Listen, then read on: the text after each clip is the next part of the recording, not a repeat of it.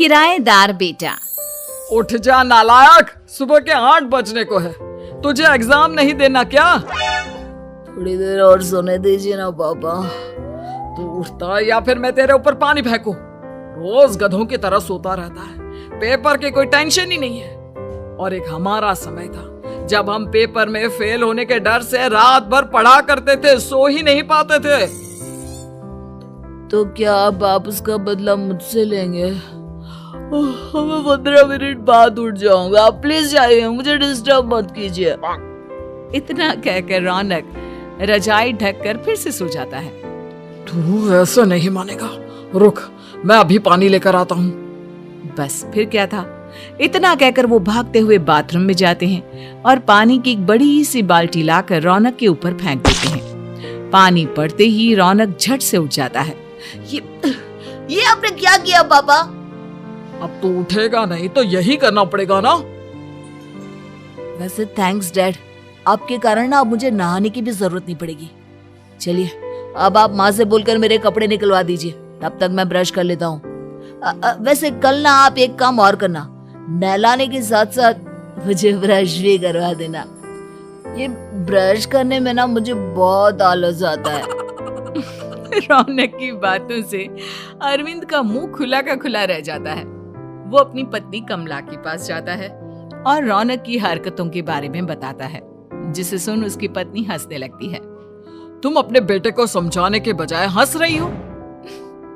रौनक बच्चा है, धीरे धीरे सुधर जाएगा, आप क्यों उसके पीछे पड़े रहते हो?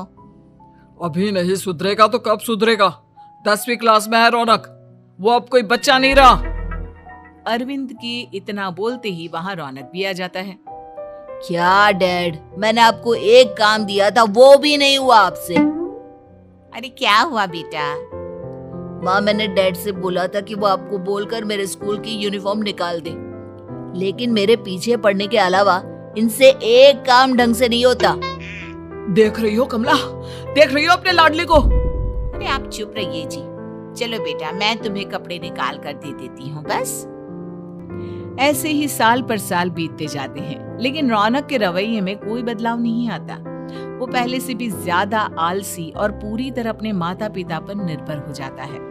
2 साल बाद पता नहीं कहाँ गायब रहता है पूरे दिन, अब तक तो आ जाना चाहिए था। अरे आप इतनी फिक्र क्यों कर रहे हैं उसकी? दोस्तों के साथ खेल रहा होगा, आ जाएगा अभी। ये कोई टाइम है खेलने का? 10 बजने वाले हैं, इतनी रात में कौन खेलता है? कमला कुछ कहती उससे पहले ही रौनक वहाँ आ जाता है। मम्मी जल्दी से खाना लगा दो, बहुत भूख लग रही है। तुम्हें तब तक खाना नहीं मिलेगा जब तक तुम बता नहीं देते कि इतनी रात गए कहाँ से आ रहे हो। ओ प्लीज डैड, अब आप एसी पे प्रद्युमन बनकर मेरे सर पर बंदूक लेकर मत बैठ जाना। अपनी फालतू की बकवास बंद कर और बता कहाँ से आ रहा है। माँ अब समझाइए ना डैड को। बता देना बेटा, इनको भी तसल्ली हो जाएगी। आप बोल रही हैं तो बता देता हूँ, मैं दोस्तों के साथ मूवी देखने गया था, इसलिए देर हो गई। तो इन सब चीजों में मेरे पैसे उड़ाता है? कभी 1 रुपया कमाने के बारे में सोचा है तूने? जब देखो हवा की तरह पैसे उड़ाता रहता है। माँ अब आप इन्हें चुप करा दीजिए, वरना ना मुझे गुस्सा आ जाएगा। अच्छा क्या कर लेगा? बता ना, क्या कर लेगा तू? वैसे बात तो ठीक ही है, मैं कर ही क्या सकता हूँ। पैसे तो फिर भी मैं आपसे ही मांगूंगा ना। चलिए अब ये सब बात छोड़िए और मम्मी मेरे लिए खाना लगा दीजिए।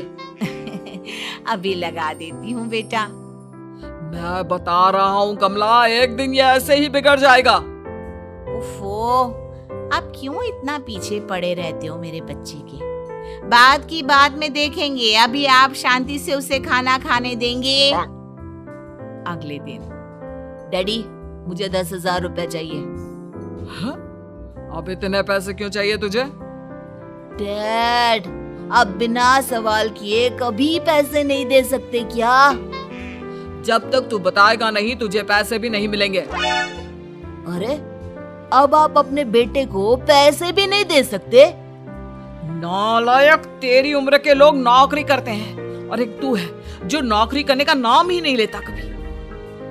आप लोगों के होते हुए भला मैं नौकरी क्यों करूं? अरे हम कब तक पैसे देंगे तुझे? तुझे भी तो अपने पैरों पर खड़ा होना होगा ना। कौन सा उधार के पैरों पर खड़ा हूं? अपने ही तो पैरों पर खड़ा हूं मैं। इसी तरह रौनक दिन प्रतिदिन लापरवाह होता जाता है। उसकी लापरवाही को देखते हुए अरविंद और कमला अपने बेटे की शादी कराने का फैसला लेते हैं और 1 महीने के अंदर अंदर ही रौनक की शादी मेघा नाम की लड़की से करा देते हैं। शादी के कुछ दिन बाद, रौनक, मुझे एक अच्छी सी साड़ी चाहिए, आप ला दोगी ना? हाँ, क्यों नहीं। कितने तक की आती है साड़ी? यही करीब 5,000 तक की। तुम चिंता मत करो, मैं आज ही डैडी से पैसे मांगकर तुम्हारे लिए साड़ी ले आऊंगा। आप कब तक ऐसे ही अपने पापा से पैसे मांगते रहेंगी? कोई अच्छी सी नौकरी क्यों नहीं कर लेते आप? अरे डैड के होते हुए मुझे नौकरी करने की जरूरत ही क्या है?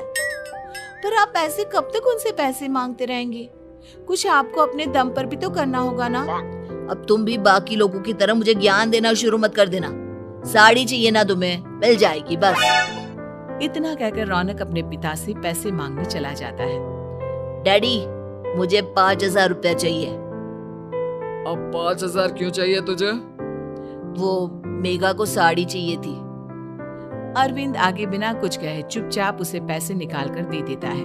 कुछ दिन बाद, तुम्हें नहीं लगता कमला, रौनक हम पर पहले से भी ज्यादा डिपेंड हो गया है? मुझे तो अब उसकी भविष्य की चिंता होने लगी है। कल को हमें कुछ हो गया तो वो क्या करेगा? काश तुमने पहले ये सोच लिया होता तो आज हमारा बेटा इतना लापरवाह नहीं होता।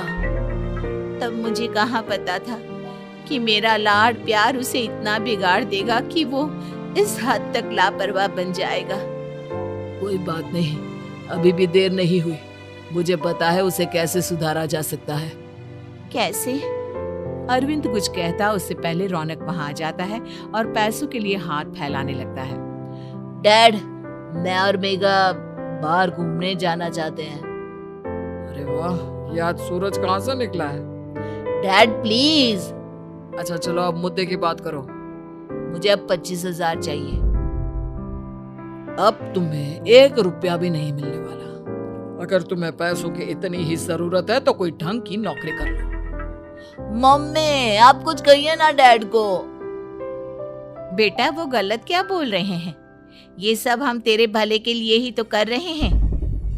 मम्मा, मैंने बताया ना आपको, मुझे नहीं करनी कोई जॉब वॉब। तो ठीक है, निकल जाओ हमारे घर से। तुम्हारे जैसे लोगों के लिए मैंने ये घर खड़ा नहीं किया है। जितना ये घर आपका है ना, उतना ही मेरा भी है। मैं कहीं नहीं जाने वाला। जाना तो पड़ेगा ही तुझे, क्योंकि अब मैं तेरा कोई भी खर्चा नहीं उठाने वाला।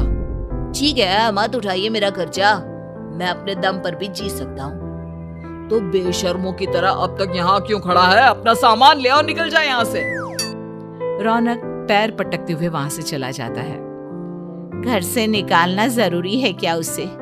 बिना पैसों के कौन रखेगा उसे किराए पर?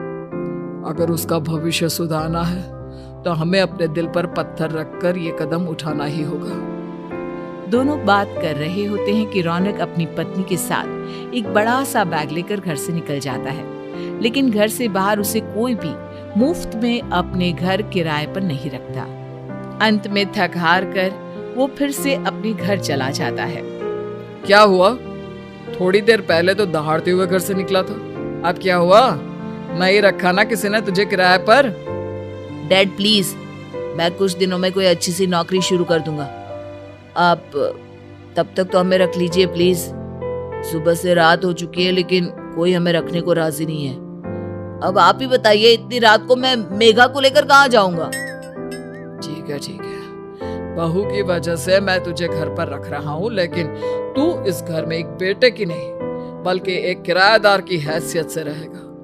3 महीने है तेरे पास। इन 3 महीनों के अंदर अंदर मुझे तेरी पहली तनख्वाह हाथ में चाहिए, समझ गया? पक्का डैड, इन 3 महीनों के अंदर अंदर तो कोई बढ़िया सी नौकरी ढूंढ ही लूंगा मैं। ऐसे ही धीरे धीरे समय बीतने लगता है और अरविंद के दिए 3 महीनों में से 2 महीने बीत चुके होते हैं। पापा जी ने हमें 3 महीने दिए थे, जिसमें से 2 महीने तो बीत चुके हैं। अब ये आखिरी महीना बचा है। अरे तुम चिंता मत करो, आज मेरा ना 2 जगह इंटरव्यू है, दोनों में से कहीं ना कहीं तो जॉब लग ही जाएगी। अच्छा, all the best. Raunak interview के लिए निकल जाता है, जिसके बाद शाम में रौनक घर आता है। कैसा गया इंटरव्यू? आपकी नौकरी लगी या नहीं? अरे पहले सांस तो ले लेने दो अच्छे से। बताइए ना, मुझसे तो जरा भी इंतजार नहीं हो रहा है।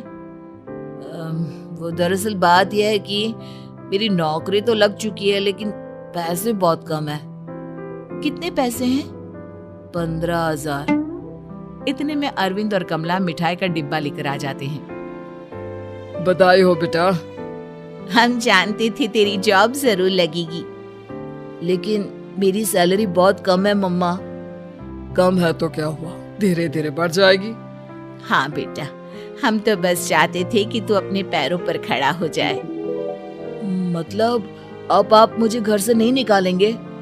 नहीं, ये सब हमने तुझे जिम्मेदार इंसान बनाने के लिए किया था। Thank you mummy papa.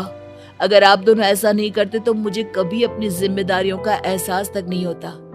आज आपने मुझे सिखा दिया कि इंसान का अपने पैरों पर खड़ा होना भी जरूरी होता है। इतना कहकर रौनक झट से अपने माता पिता के गले लग जाता है और अपनी कमाई की पहली तनख्वाह वो अपने माता पिता के हाथ में सौंपता है। इस तरह रौनक एक गैर जिम्मेदार व्यक्ति से एक जिम्मेदार व्यक्ति बन जाता है।